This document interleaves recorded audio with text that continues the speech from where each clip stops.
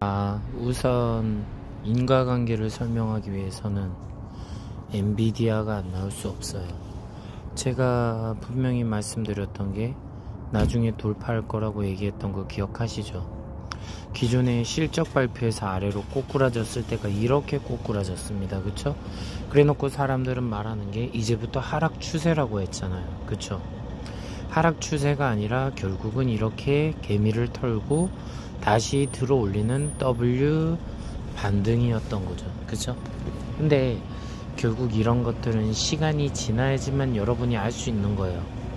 그런데 저는 꼬꾸라질 때도 얘기 드렸던 게 이상하다, 실적 발표를 하면서 꼬꾸라지는 거는 뭔가 작전이 있는 것 같다라고 얘기를 계속했습니다. 그쵸? 결국 뭐냐면은 여러분들한테 하락장이라고 연출을 시켜놓고 사람들이 탈고 일어나면 산타 랠리를 시작할 준비를 하는 거죠. 그쵸? 작년은 사탄 랠리였죠. 그러니까 올해는 산타 랠리를 할 수도 있다라는 가능성을 둬야 되는데 도무지 상황적으로 그럴 것 같지 않았어요. 전쟁 이슈도 너무 많았고, 그쵸? 그리고 이제부터 문제가 생긴다, 침체가 온다 하는 얘기를 너무 많이 해서 인플레이션도 심했지만 곧 있으면 이제 디플레이션으로 간다, 그 얘기가 무지 많았습니다. 경기 침체로 가는구나. 하지만 왜 상승장을 이렇게까지 만드냐 하면 의심을 할 수 있다는 거죠. 제가 볼 때 경제가 정말 좋아서 우상향하는 것 같지는 않고요. 이것 역시 저는 작전이라고 보는 겁니다. 작전이라고 생각하는 이유가 뭐냐면 지금 실물 경제는 박살이 났습니다. 실제적으로. 그리고 우리나라 주식도 지금 똑같은 흐름으로 올라가려고 하죠. 그래서 이제 대세 상승장이 만들어질 겁니다. 그럼 이 대세 상승장은 결국 작년에 사탄 랠리 이후로부터 계속 꾸준히 1년간 준비해 온 거죠. 그렇죠?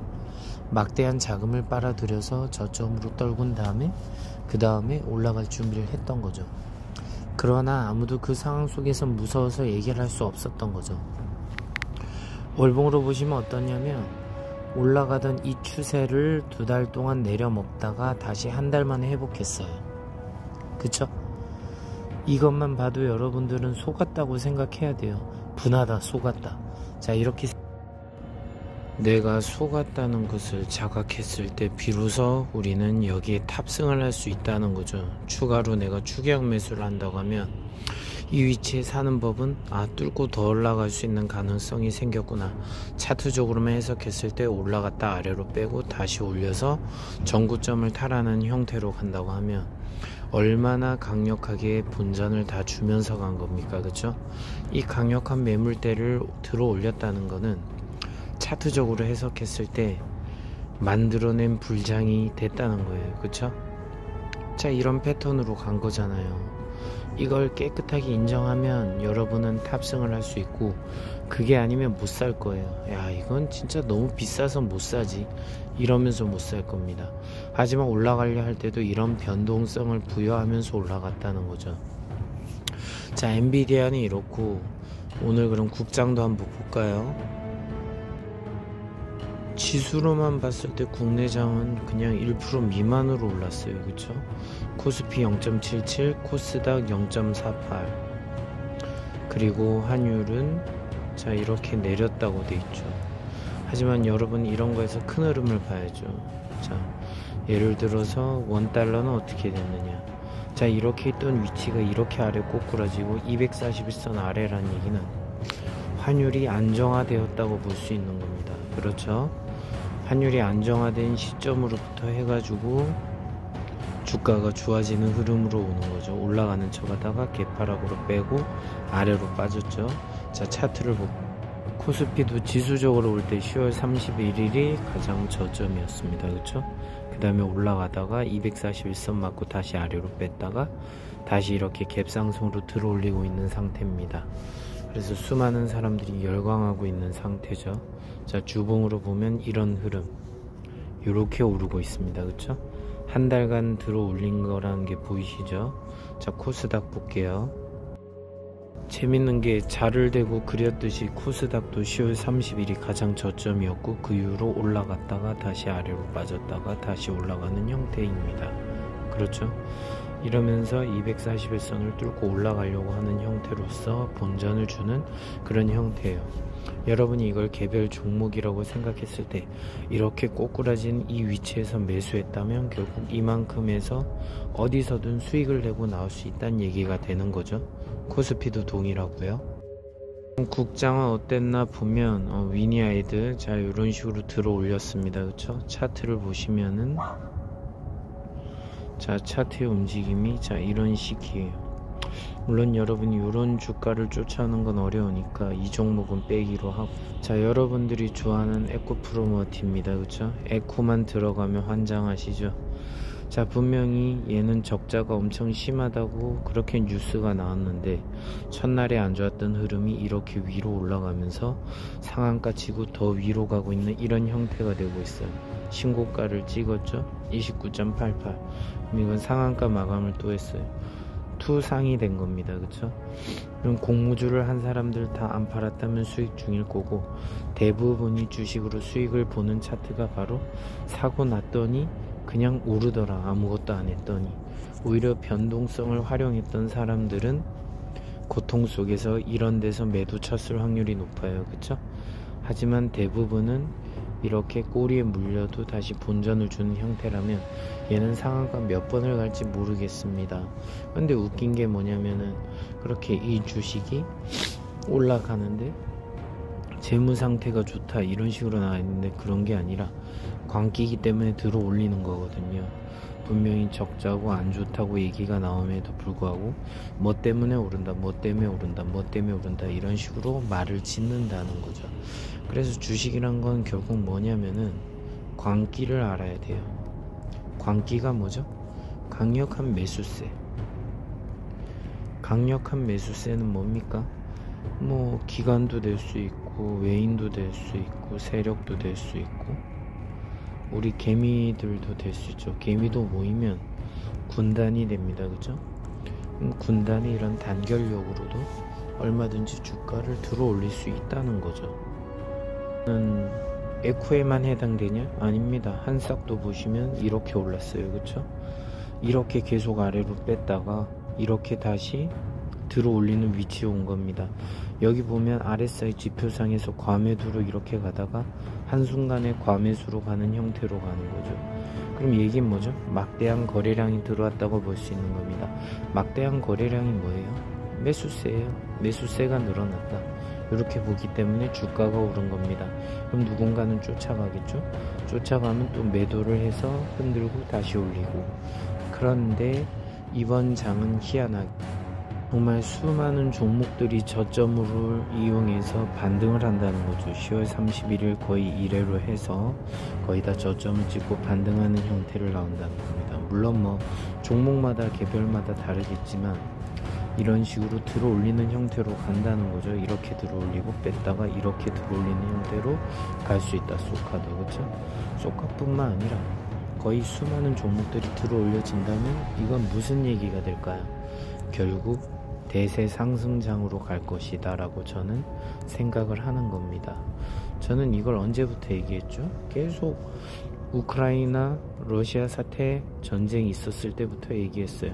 주가가 하락장으로 가고 그 하락장을 바탕으로 해서 결국 수많은 개미를 털어내고 다시 들어 올리는 형태, 이런 형태가 될 수밖에 없다는 거죠. 전고점을 탈환하면서. 그쵸? 그럼 이렇게 만드는 진짜 이유는 뭘까요? 100번 1000번 얘기해도 똑같은 얘기가 될 거예요. 거의 수많은 종목들이 다 들어 올려져 있고 있습니다. 그쵸? 여러분들이 아마 가진 종목들도 여러분이 탐욕을 부리지 않았다면 알아서 저점을 찍고 올라가는 형태로 갈 겁니다. 이것이 바로 대세 상승장이고, 대세 상승장이 생기는 이유는 결국 전쟁, 그리고 에너지 리스크, 그쵸? 그리고 또 전쟁, 그리고 식량난, 그리고 부동산도 꼬꾸라질 준비를 하고 있고, 실물 경제가 박살이 났어요. 그쵸? 그러면 이럴 때 사람들이 돈이 어디로 갈 수 있을까? 이 유동성은 결국 마지막 거품을 만들 것이다. 그 거품이 뭡니까? 주식과 코인이에요. 제가 계속 했던 얘기예요. 거의 지겹도록 얘기했죠. 제 방송을 열심히 보신 분은 알 겁니다. 쟤는 한결같이 주식과 코인이 나중에 불장으로 간대. 이렇게 안 좋은데. 바로 거품 속에서 마지막으로 점핑을 하고, 그 점핑 속에서 여러분이 신법을 잘 마스터했다면 오로지 수익을 내면서 재미를 볼 것이고, 그게 아니면 마지막 거품의 가장 꼭대기에 매수를 해서 꼬꾸라지면서 여러분은 다신 오지 못할 고점 속을 항상 바라보면서 고통 속에서 시간을 보내고, 이 분들이 시간이 아주 많이 지나서 털고 나가면 또다시 새로운 매수세가 들어올리는 거죠. 이 짓거리를 반복합니다. 왜 그렇죠? 이거는 탐욕과 공포 때문이라는 거죠. 이걸 잊지 않으셨으면 좋겠어요. 단순하게 주식이 어떻고 저렇고 그거 분석하는 것보다 더 중요한 게 결국 신법, 그리고 전체적인 이 세계의 흐름, 세가이라고 하죠. 전체적인 이 경제의 흐름에 대해서 파악하고 나면 도대체 왜 이럴까 하고 의심을 할 수 있다는 겁니다. 긍정적으로 생각하는 건 좋은데 의심은 해라. 이 의심을 잘 해서 활용하면 여러분은 막대한 돈을 벌 것이고, 그렇지 않으면 여러분은 지옥으로 갈 겁니다. 지옥으로 안 가려면 여러분은 이 심리적인 상태에서 우위를 점해야 될 겁니다. 구독과 좋아요, 알림 설정 사랑이고 저에게 큰 힘이 됩니다. 아울러 제가 영상을 지속하는데도 큰 동기부여가 됩니다. 제 방송을 기다리시는 분들이 많고, 그리고 긴 내용으로 자세히 설명해달라는 사람이 많아서 설명드린 겁니다. 자, 추가로 하나 더 설명드리고 끝낼게요. 일본의 엔저 현상. 자, 이것이 나타내는 것은 과거와 어떤 점이 다를까요? 간단하게 말해서 일본 돈을 가지고 뭐 재테크를 해라 뭐 해라 하는데, 이미 일본 주식으로 재미 볼 때는 제가 볼 때 한 2년 전 제가 일본 주식 사라고 얘기했던 영상도 있을 겁니다. 그때가 재미 볼 때고, 이제부터는 일본 주식을 사는 게 아니죠. 일본 주식으로 차익 실현을 해야죠. 수많은 사람이 이제 일본이 답인가 하고 들어오면 그때 차익 실현을 해야 되는 겁니다. 물론 광규로 더 들어올릴 수 있겠지만 그렇지 않다는 거죠. 어느 정도 이제 변동성이 생길 타이밍이 될 수도 있다 라고 얘기하는 겁니다. 그래서 뭐든지 미리 준비해야 됩니다. 여러분들이 좋아하는 워렌 버핏이 뛰어난 사람은 맞는데, 그 사람도 냉정하게 보면 선 매수 세력이에요. 선침의 세력이라고 하죠. 선침의 세력일 뿐이에요. 미리 저점에서 사놓고 기다렸다가 펌핑 시켜서 파는 겁니다. 주식, 코인 다 동일합니다. 모든 것들은 저점에 사놔가지고 펌핑 되면 파는 겁니다. 여기서 더 뛰어 올라가면 수익 내야지가 아니라 여기서 나는 매도를 해야 된다.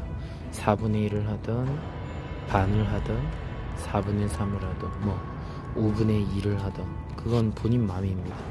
그건 알아서 매도하시면 되는 거고, 적당히 먹고 나올 줄 알아야 됩니다. 적당히. 탐욕은 결국 폭락. 잊지 마세요.